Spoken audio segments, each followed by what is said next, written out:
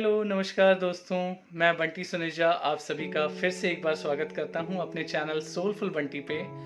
सबसे पहले मैं आप सभी को धन्यवाद देना चाहता हूं मेरी वीडियोस को पसंद करने के लिए,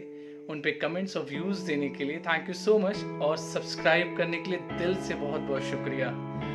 तो आज रक्षाबंधन है। सबसे पहले आप सभी को रक्षाबंधन की ढेरों ढेरों ढेरों शुभकामनाएं। मैं भगवान से यही कामना करता हूँ कि हर बहन सक्षम हो, समर्थ हो, सार्थक हो, ताकि उनको अपने भाइयों की ज़रूरत बहुत कम पड़े अपनी रक्षा के लिए, और हर भाई इतना सक्षम और सार्थक हो कि उसको हमेशा रक्षा के लिए तत्पर रहने की आदत रहे अपनी बहनों के लिए। इसी शुभकामनाओं के साथ आज मैं आपको अपने व्लॉग का विषय बता दूं। आज मैंने ये तय किया है कि जो मेरी शायरी लिखने की प्रतिभा है, क्यों ना उन सभी को आप सभी के साथ साझा किया जाए। पहले भी मैंने कुछ शायरियाँ आप सभी को सुनाई हैं अपने पिछले वीडियोस में, बट आज जो मैंने लिख रखी हैं, संजो रखी हैं अपनी किताबों में, अपनी डायरियों में, मैंने सोचा क्यों ना आज उसे आपके साथ साझा किया जाए। तो आई होप कि आपको वो भी पसंद आएंगी, और अगर पसंद आए तो ज़रूर अपनी पसंद को जाहिर करें, मुझे कमेंट्स में बताएं कि कैसी लगी आपको मेरी वो शायरियाँ, वो तुकबंदियाँ, वो नज़में जो मैंने यूं ही कभी बैठे बैठे प्यार, मोहब्बत और तकरार की बातों से लिख डाली हैं। तो समय ज़ाया ना करते हुए आप सभी के साथ उसको शेयर करते हैं। तो अर्ज़ किया है कि उड़ता हुआ सा एक कोहरा, कि उड़ता हुआ सा एक कोहरा मेरे नशे मन से यूं गुजरा, कि उड़ता हुआ सा एक कोहरा मेरे नशे मन से यूं गुजरा, एहसास तेरा इन धड़कनों में, एहसास तेरा इन धड़कनों में हर सू जिंदा करके ठहरा, कि उड़ता हुआ सा एक कोहरा मेरे नशे मन से यूं गुजरा, कि एहसास तेरा इन धड़कनों में हर सू जिंदा करके ठहरा। अब मैं आपको जो सुनाने जा रहा हूँ वो नज्म कुछ इस तरीके की है कि जब आप किसी से बिछड़ के वापसी अपनी अपनी जगह पे आ जाते हैं, या किसी से बिछड़ जाते हैं, तो बिछड़ने का एहसास कैसा होता है, वो एहसास कैसे कचोटता है कि आज फिर वही थकान, कि आज फिर वही थकान मेरी रूह पे बोझिल है, कि आज फिर वही थकान मेरी रूह पे बोझिल है, तेरी यादों का असर है या मेरी वापसी का हासिल है, कि तेरी यादों का असर है या मेरी वापसी का हासिल है। एक और कि बस कुछ यूं ही उकेर दिया पन्नों पर दिल की स्याही से जानिब, कि बस कुछ यूं ही उकेर दिया पन्नों पर दिल की स्याही से जानिब, तेरे दिल तक पहुंच जाए बस रब से एक मुश्त इल्तिजा है हमारी, कि तेरे दिल तक पहुंच जाए रब से एक मुश्त इल्तिजा है हमारी। लगन उनके नाम की कुछ ऐसी लगी साथियों, कि लगन उनके नाम की कुछ ऐसी लगी साथियों, करीब होकर तमन्ना उनके हासिलियत की, करीब होकर तमन्ना उनके हासिलियत की, और दूर होकर बेपनाह चाहत सहूलियत की, लगन उनके दीदार की कुछ ऐसी लगी साथियों। ये तब की बात है जब आदत पड़ जाती है आपको किसी के होने की, किसी के संग की, किसी के दीदार की, किसी के होने की, किसी के एहसास की। तो अब जब आप बिछड़ जाते हैं तब क्या होता है कि इतना रंजो गम किसी के ना होने का हुआ, कि इतना रंजो गम किसी के ना होने का हुआ, कि औरों में भी गम तलाशने की मुझे आदत सी हो गई, कि औरों में भी गम तलाशने की मुझे आदत सी हो गई। अब मैं इश्क के बारे में कुछ बता देता हूँ कि इश्क कैसा होना चाहिए मेरी ऑब्जर्वेशन से, मतलब मेरे अकॉर्डिंगली। अब मुझे नहीं पता आप सब इश्क को कैसे करते हैं और कैसे निभाते हैं, बट इश्क मौसम नहीं जो बस यूं ही बदल जाए, इश्क मौसम नहीं जो बस यूं ही बदल जाए, इश्क सावन नहीं जो बरस के थम जाए,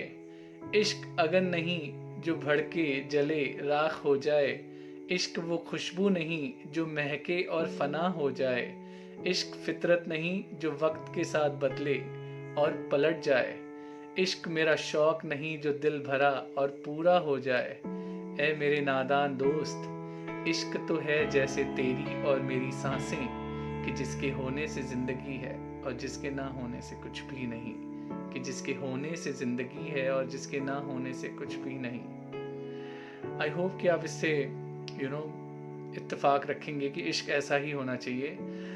जब कोई आ जाता है ज़िंदगी में तो ज़िंदगी कैसी खुशनुमा हो जाती है। उस पर कुछ लाइनें कि अर्ज़ किया है कि तेरा होना खुशी का सरनुमा सरोवर मंजर जैसे, कि तेरा होना खुशी का सरनुमा सरोवर मंजर जैसे,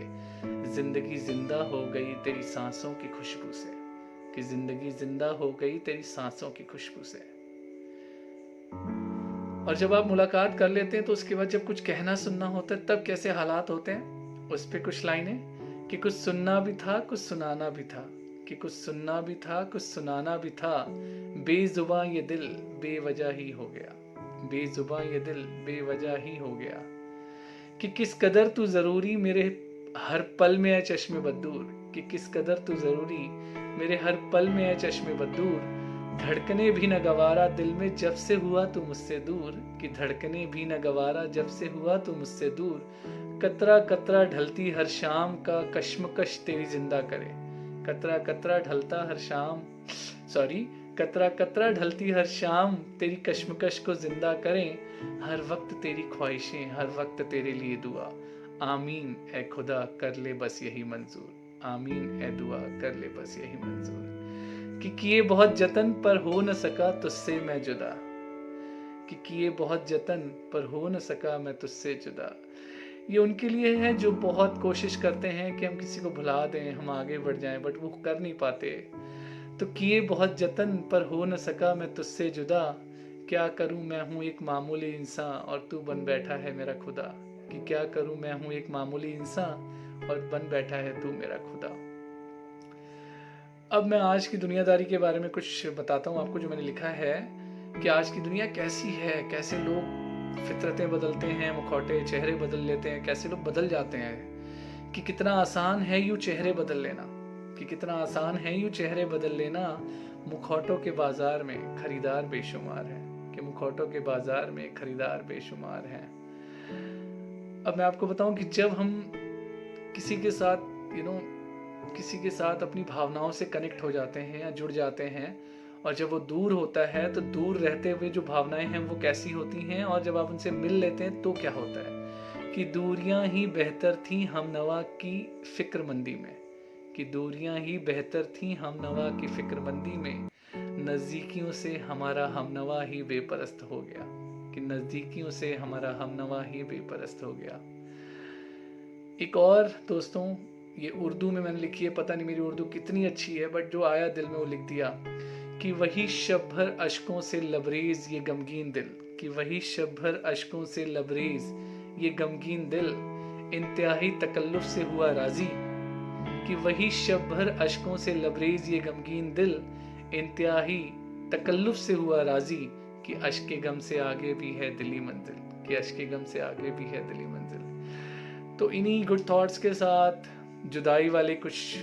शेर और मोहब्बत वाले कुछ शेरों के साथ अब मैं आपसे लेता हूँ विदा। आई होप आपको ये पसंद आए, और अगर पसंद आए तो अपने कमेंट्स ज़रूर मुझे लिख के बताएं कि कैसी लगी आपको ये शायरियाँ, और अगर किसी और विषय पे आप मुझसे कुछ सुनना चाहें तो ज़रूर मुझे बताएं। Thank you so much and thanks a lot एक बार फिर से मेरी वीडियोस को देखने के लिए, पसंद करने के लिए, और उस पर अपने कमेंट्स वैल्यूबल देने के लिए और सब्सक्राइब करने के लिए बहुत शुक्रिया। इसी तरह से मैं आपके बीच आता रहूँगा, और जिन्होंने पहली बार मेरे वीडियोस को देखा हो वो ज़रूर सब्सक्राइब करें, बेल नोटिफिकेशन बटन ज़रूर दबाएं। Thank you so much, thank you ji.